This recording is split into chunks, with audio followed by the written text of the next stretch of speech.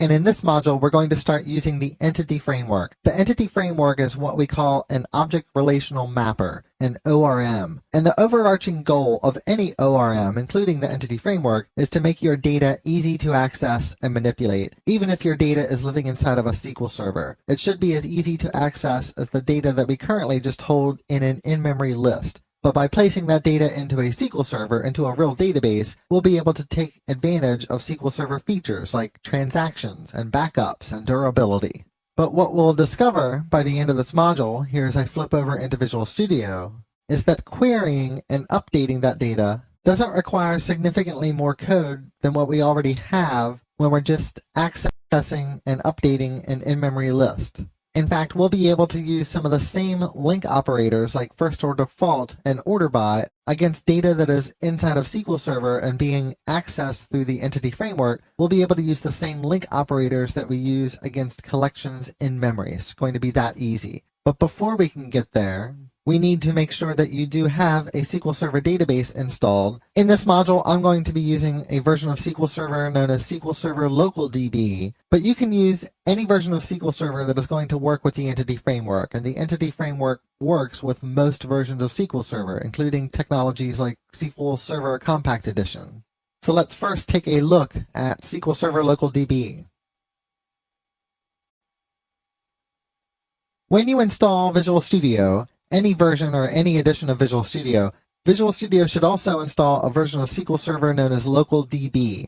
Localdb is a full instance of Microsoft SQL Server that's been optimized and packaged to work best in a development environment. So Localdb is not something that you would use for a production website, but it is something that you would use to develop against and something you would use from Visual Studio. I'm going to be using Localdb in this module. Later in this course, when we come to deployment, I'm going to show you some deployment tips for deploying this application into a real web server using a real version or production instance of SQL Server. Localdb is a real SQL Server. It's just not a version of SQL Server that I can use for production.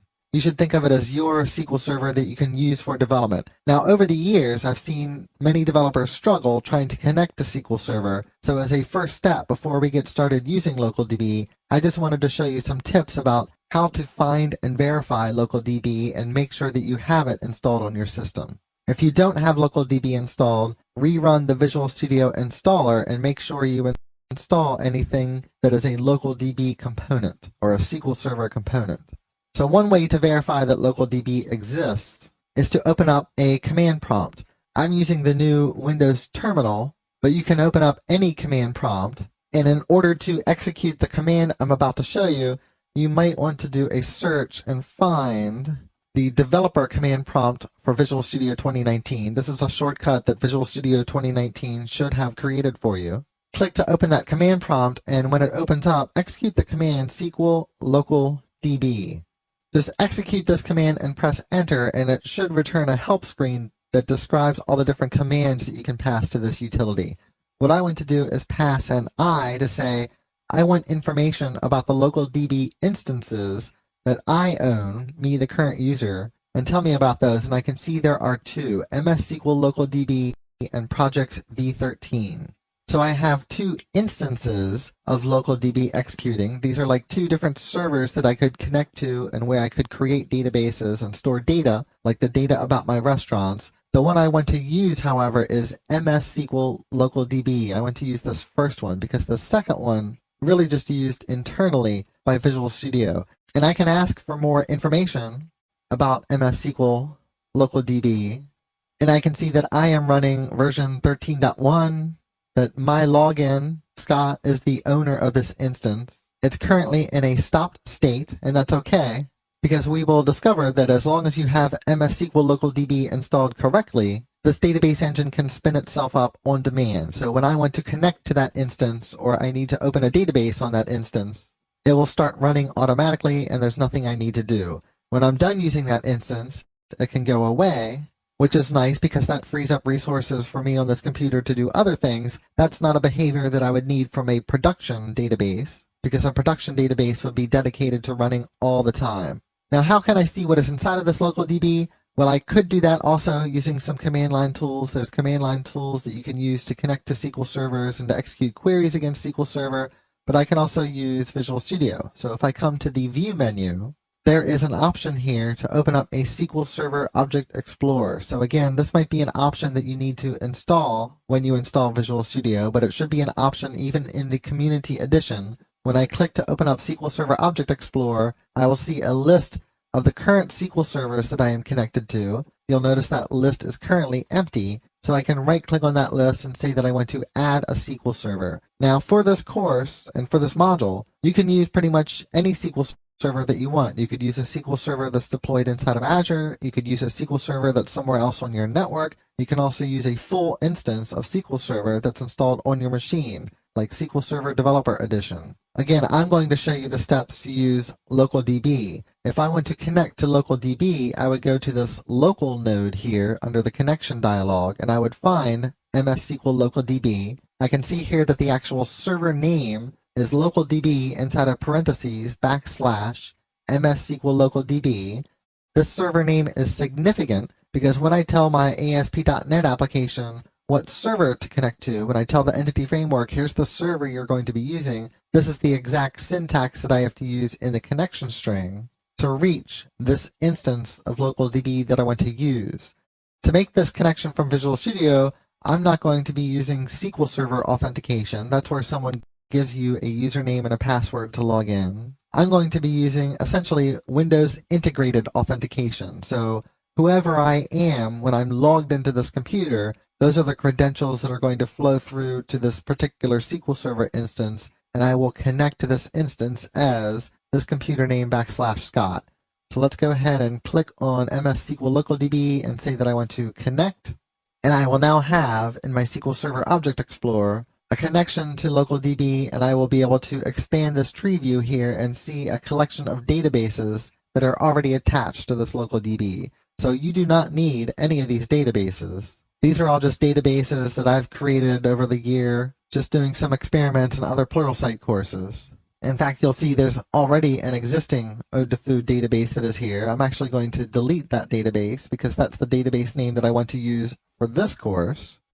So let me go ahead and delete that database, and now I should be in the same state as you. That is, I'm connected to Localdb, and in my list of databases, there is no database named Ode to Food. That's the goal, that's what we want to create, and that's where we want to store our restaurant information. The first step towards using the entity framework is to install the NuGet package that gives us access to the framework itself. And we are going to install this package into two projects, into odetofood.data and into odetofood.web. We're going to use both projects because most of the APIs and calls and abstractions we're going to be building using the entity framework will live in odetofood.data. But in order for the entity framework to execute correctly at runtime, we're also going to make sure that we have a package reference to the entity framework NuGet package in odetofood.web also, because it is the odetofood.web project that really controls the environment that the entity framework is going to execute inside of. The easiest way to install this package into both projects is to right-click on the solution and say that I want to manage NuGet packages for this solution. Because in this dialog, I can go over and browse for packages and install them into multiple projects. So let's browse for Entity Framework. I'm going to select Entity Framework version 6.2.0. That is the latest stable version of the Entity Framework. You can feel free to try the latest version that you see, or if you want to be conservative, go look for version 6.2.0 to make sure you're using the same version that I am. And you can select the version using this piece of the UI. And now with version 6.2.0 selected, I'm going to select both the odetofood.data and odetofood.web projects and install the entity framework into both of these projects. I will accept the licensing terms. We'll give this a second to finish installing, and we should have now a package reference to the entity framework. I can verify that just by opening up packages.config, because in this version of .NET, it is packages.config that keeps track of all the NuGet packages that I have installed, and I can see the entity framework is here. There will also be something new in my web.config file. So if I open up web.config, it might not be obvious at first, but there's a new configuration section that has been added. This is the entity framework configuration section, and if I scroll down, I should be able to see that entity framework configuration section, I can see a few things in here. I can see, for example, that my default connection factory, so this is going to be the software component that behind the scenes sets up a connection or establishes a connection to some data source. The default connection factory is going to be something that uses or assumes we're using Localdb, which is good because we are using Localdb. And I can also see that there is a provider configured. A provider is a component or a service that, in this case for the entity framework, provides an abstraction over a specific data source. So I can see my provider that I'm going to be using in this application with the entity framework is going to be a SQL client. So SQL client expects to work with some version of Microsoft SQL Server, and SQL client would be different than other providers that might point to Oracle or SQL Server Compact or some other database technology that is supported by the entity framework. But as long as you're using Microsoft SQL Server, all of these settings should be fine. There's nothing you need to change. We just need this configuration in place for the entity framework to work. And now with our NuGet packages installed and our configuration in place, we can now move forward and start using the entity framework base classes and APIs to store this restaurant data in a database. When I'm using the entity framework and I want to access data that's inside of a database, ultimately I need to do that through a class that derives from an entity framework base class named dbContext. So dbContext with the entity framework is my gateway to any database. And somewhere in this project, I'm going to need to define my own class that derives from dbContext, which tells the entity framework about the types and shape of the data that I want to access. I'm going to place this dbContext derived class in the services folder of ode2food.data. So right click on that folder and say that I want a new class, and I'm going to call this the ode2food dbContext. That's the name of my class. So we'll have a .cs extension, and I want this class to derive from dbContext in the entity framework. So let's make this a public class, and let's use control period to bring in the namespace system.data.entity.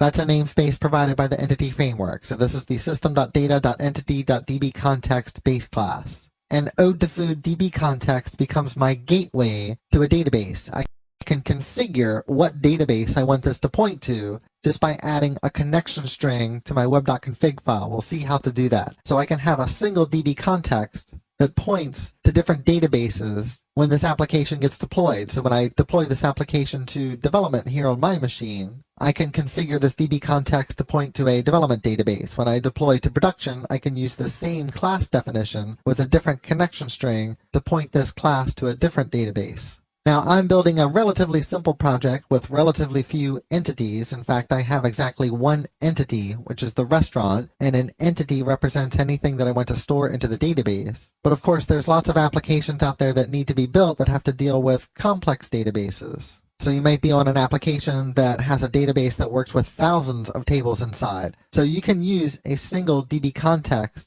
to encapsulate everything that you need from that database.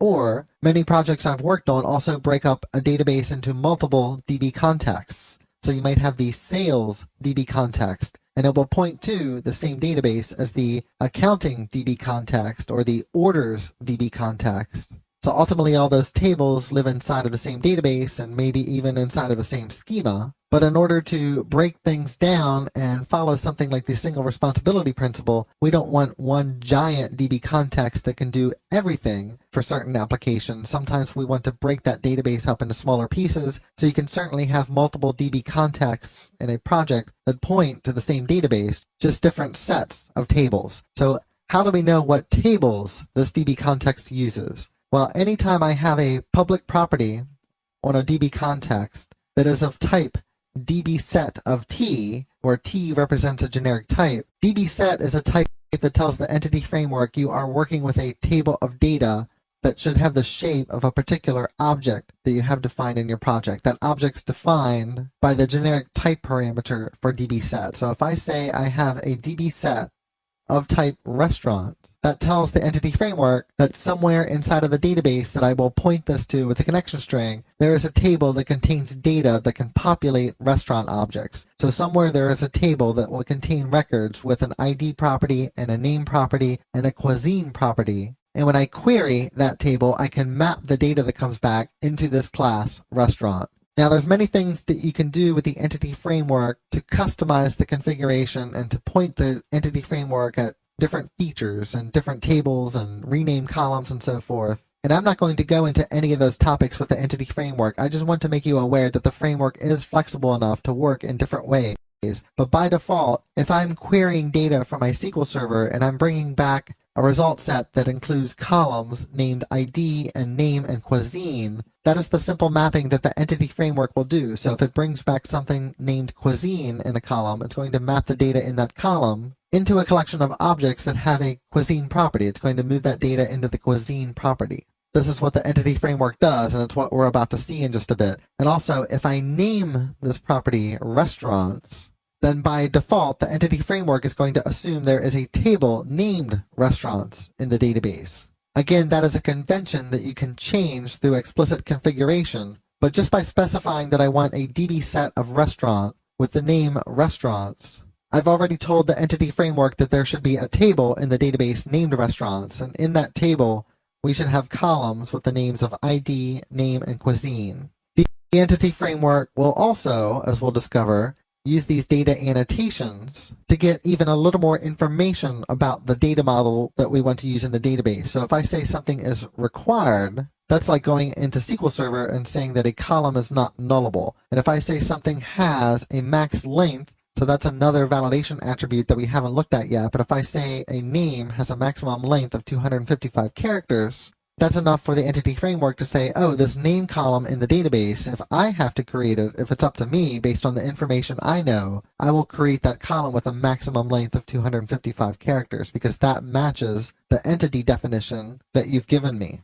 And in fact, this is what we're going to do. We're going to use our definition for restaurant and our definition for this DB context to allow the entity framework to create a database for us so we don't have to write any SQL statements to issue create database or create table calls and define columns and so forth. We can also use the entity framework to work with existing databases that are out there. These are the types of topics that are covered in detail in other courses on Pluralsight. Julie Lerman has loads of courses on the entity framework here, so go look for those if you want more information about the capabilities and features beyond what I'm showing you here.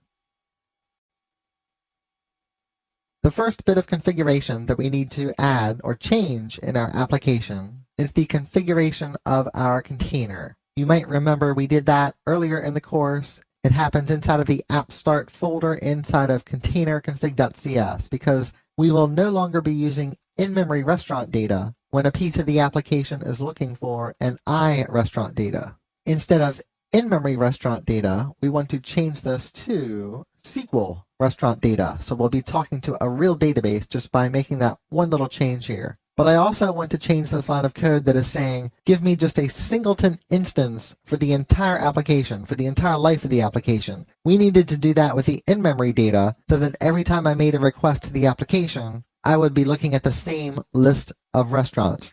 I was doing that just for development and testing here.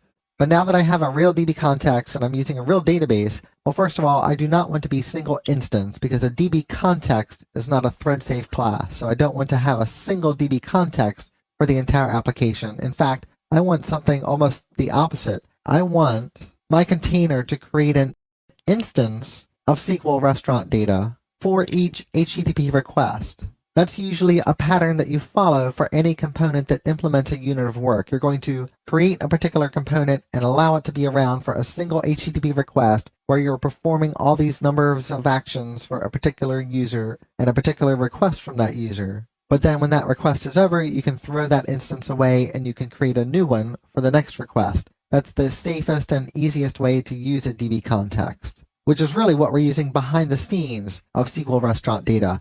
But I also need to register the type that my SQL restaurant data needs injected into the constructor, which is that ODFOO DB context type. So we're going to register that DB context and also make that an instance per request scoped object. And that configures the services and the components that I need inside of the application. Now the question is, when the container brings an ODFOO DB context object to life, what database is that context going to try to talk to? Well, again, I'm going to follow some conventions that the entity framework uses. to configure this DB context implicitly. However, once again, I just want to point out that there is as much flexibility here as you need to perform whatever customizations you need. There's all sorts of different ways to overload methods and provide different constructors for a DB context that will allow me to dynamically connect to a database, for example. But all I want to do is add a connection string to the web.config file because it's connection strings that ultimately this DB context needs. The DB context needs a connection string. It uses that because the connection string will tell it what server to connect to, what database in that server, what username and password to use. All of that can happen from this configuration file that we looked at earlier in the course, the web.config file.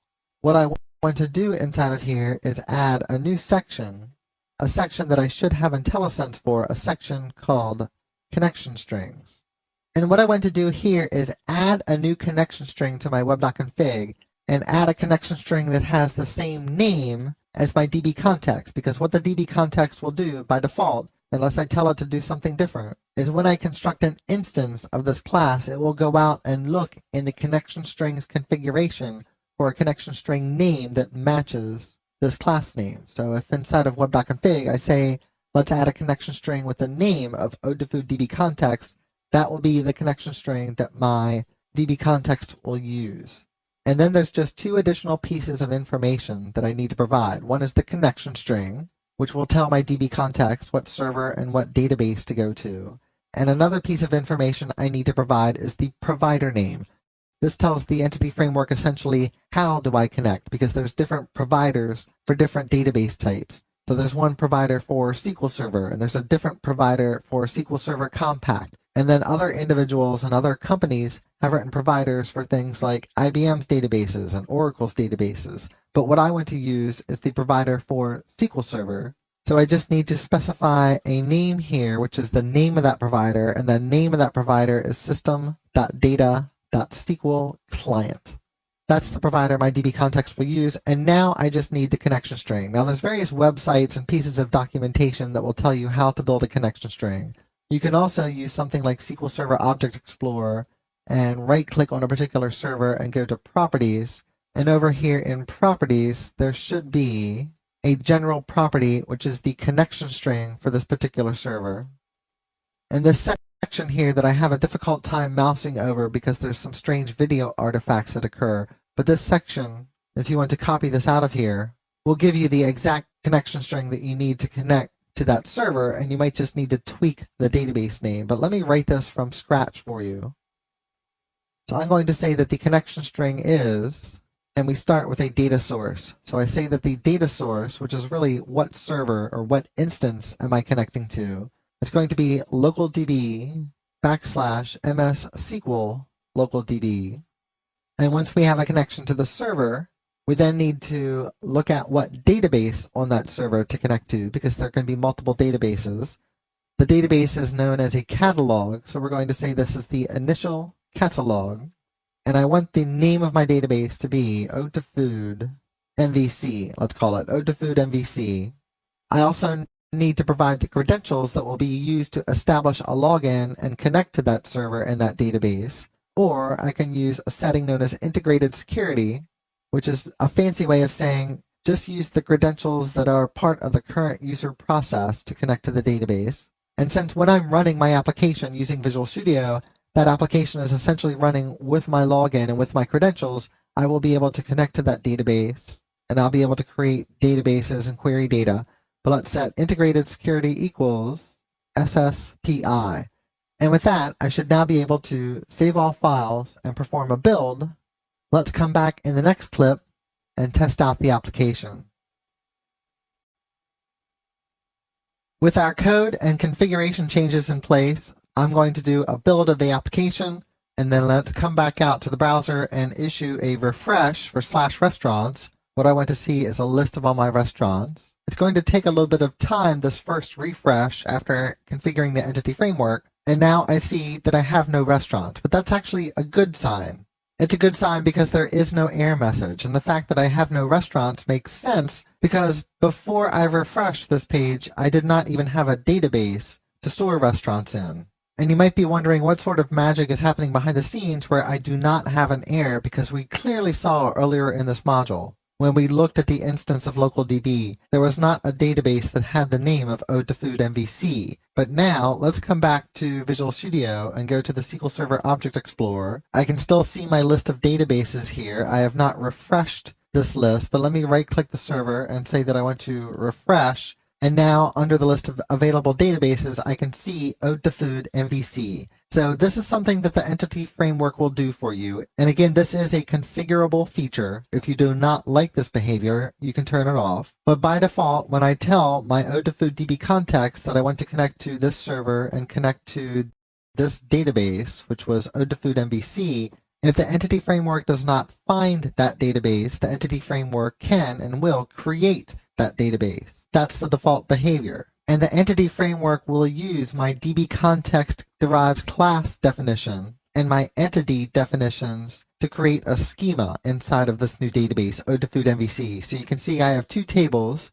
One table is migration history. That's a table that Entity Framework uses for bookkeeping purposes to figure out when the schema needs to change and when the schema needs to be updated. And then there's a restaurants table. Because I have a DB context that has a DB set of type restaurant, the Entity Framework knew it needed a table to store restaurant information. And since the name of my class was restaurant, the Entity Framework pluralized that class name and created a table named restaurants. I can expand this table and see that I have a few columns inside. These columns will exactly map to the properties of a restaurant. So I have an ID property, a name property, and a cuisine type. Notice the ID is a primary key. It's of type integer and it's not nullable because the Entity Framework, just by convention, looks at my class definition and says, oh, if you have a property named ID, you probably want that one to be the primary key. And again, that's a behavior that you can change and that you can configure, either programmatically or through the use of metadata and attributes. So speaking of metadata, notice that the name property is of type nvarchar255 and it's not nullable. And that's because of the data annotations that I have in place on the restaurant type. Remember, we told both the MVC framework and now the Entity Framework too respects these attributes. We told these frameworks that the maximum length of this property is going to be 255 characters. That's where the nvarchar255 came from. We also said that this field is a required field, so the Entity Framework decided to make this column not nullable in the database. Otherwise, we would have had a column that is nullable and of type nvarchar max, so it could store the largest possible string. And now, since the Entity Framework just created this table, there's not going to be any restaurants inside. So if I come to the home page of the application, I can see there are 0 restaurants in the database. Well, let's go ahead and create a new restaurant. So I want to call this Scott's Pizza. We'll set the type of food to Italian, and I will say create. Let's also go back and create a second restaurant at least. We will call this Mango Grove. I'll make sure the R is lowercase. I'll set the type of food to Indian, click create. And now if I come to the list of all restaurants, I can see 2 of those inside. And if I come back to Visual Studio, I should be able to open up SQL Server Object Explorer. Let me right click on the restaurants table, say that I want to view the data that is inside. And there are the 2 records representing the 2 restaurants that I have created in the application. And now that we have our application talking to a database, it's time to implement yet another feature. That feature would be the delete feature. We'll do that in the next clip, but this might be a scenario where you want to try this on your own first. Here's how I would implement the delete feature. So first of all, just like we had with edit and details, I already have a link associated with each restaurant that points to a particular controller action. In this case, it is /restaurants/delete/1. So we're pointing to a delete action, but that delete action doesn't exist. And just like with the create and edit scenarios, we're going to be modifying data. So we're going to use a pair of actions to implement this delete feature. First, I'm going to close all the documents here to clean things up a little bit.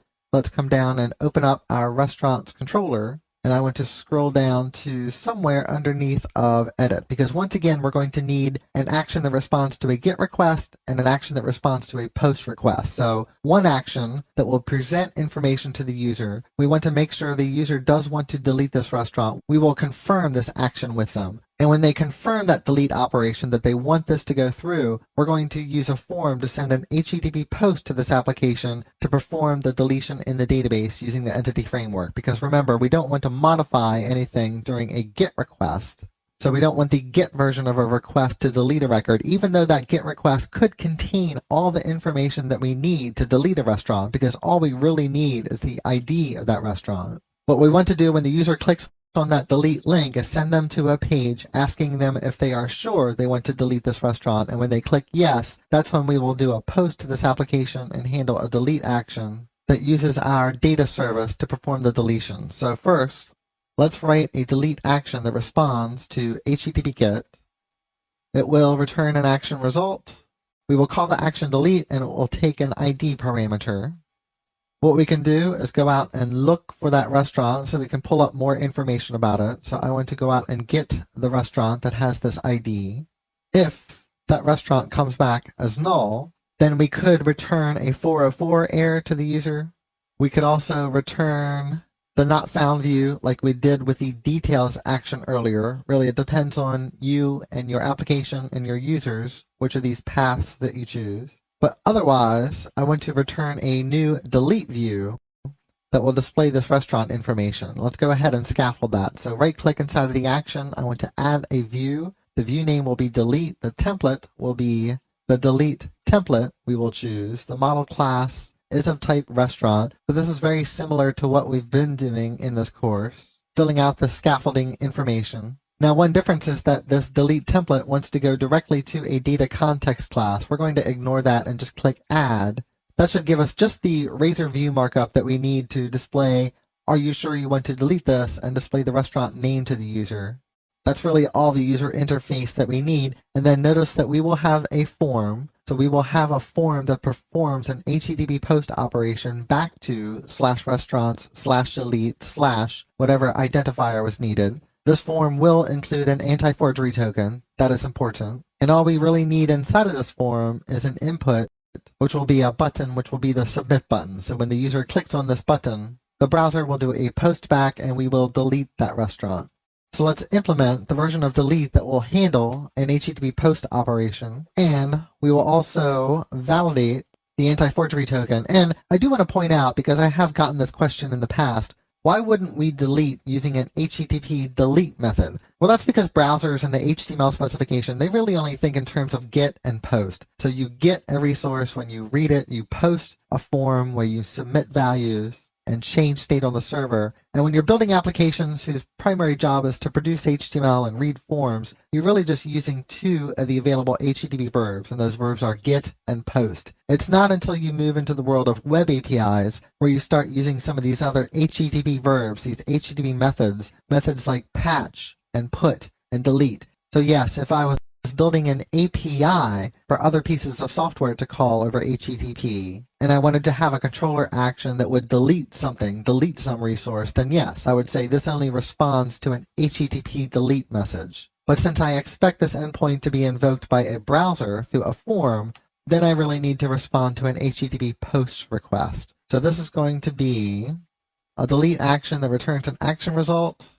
It's named delete. The only parameter that we need in this scenario is just the ID of the restaurant that we want to delete. But now we're in a bit of an awkward situation that the C# compiler is unhappy, because we really need a delete action that responds to a GET request and a delete action that responds to a POST request. In both cases, all we need is an ID parameter, but the C# compiler is not going to be happy because we have two identical methods with the exact same signatures. When this happens, you will sometimes see people take an additional parameter, a parameter of type form collection. What form collection can do is encapsulate the name-value pairs that the browser is posting in a given form. But it can also be used as sort of a throwaway parameter in that it's safe to have here as a second parameter. The MVC framework will populate that form collection, but I'm not going to use that parameter. It's really just there, so I can overload the delete method and have these two separate methods. And now what I need to do is delete that restaurant using my data access components, but we have no way to delete a restaurant currently, so we're going to have to add that. With the iRestaurantData interface, I'm going to come in here and say, let's define another method named delete that takes an ID parameter and will delete a restaurant. Now I just need to implement that particular method both in my in-memory restaurant data as well as my SQL restaurant data. So using control period, I'll generate that method here inside of my in-memory restaurant data. I should find it down here at the bottom. And how do we remove a restaurant? from an in-memory collection. Well, let's go out and get a restaurant by the ID, and if the restaurant is not equal to null, I'll simply remove it from the list. So restaurants, that in-memory list that I'm maintaining, let's remove the object with this reference. So that restaurant object. So it's a very simple operation in memory. It's also a very simple operation with a DB context. So let me again press Control period, generate that method, scroll down here until I find the delete method. And I'm also going to go out and find that restaurant. And I just want to show you that in addition to doing a link query like first or default, there's also a special method on a DB set named find, where all I need to do is pass in the values that represent the primary keys for that particular entity. And the DB context will go off and find that restaurant in the most efficient way possible, perhaps even use a cached version of that restaurant that it already has. Remember that Entity Framework can be smart about the types of objects that it caches because it knows the primary key, the primary identifier for everything that you place into and pull out of the database. And once I have that restaurant, I can then walk up to my DB set and tell it to remove that restaurant from the database. Once I do that and call save changes, that will issue a delete statement to the database and that restaurant record will be removed. So let's do a build in the application. And I do have an error because now that we have that delete implemented, I can finish placing code in my delete action, which I hadn't done as yet. So let's do a db.delete, pass in that ID, and now what view should we display? Well, I cannot go to the details for a restaurant that I just deleted. Let's do a redirect to action and just return the user to the list of all restaurants. So back to the index action. Now I can do a build. The build is successful. Come out to the application. Let's do a refresh of all the restaurants just to make sure everything is still operating. Now I finally have an application where my restaurants will stick around between a rebuild and a refresh. And I now also have the ability to delete a restaurant. Am I sure I want to delete Mango Grove? Yes, I want to delete Mango Grove, and now Mango Grove is gone. I can check on the home page and I can see there's just one restaurant in the database. And now we have an application using the Entity Framework to work with Microsoft SQL Server and store our restaurants persistently in a database. And you can see just how easy it is to work with the Entity Framework, but I really did just scratch the surface of the capabilities of the Entity Framework. So a lot of the features that I showed you, how it automatically creates a database and automatically generates a schema, how it automatically looks for a connection string with a given name, all of those behaviors, as I mentioned previously, are behaviors that you can change and you can influence either through code or through configuration or through metadata. And although the scenario I've selected is just a simple scenario to get us started, that is, we're managing essentially just one entity, you can also manage more complex scenarios and scenarios where there are relationships. So I can have restaurants with a collection of employees where an employee can be composed from complex data types like address and have a phone numbers collection. But you can find all of that in other courses here on Pluralsight. What we're going to do is move on in the next module to the topic of Razor Views to really understand what's happening here at the UI level some more.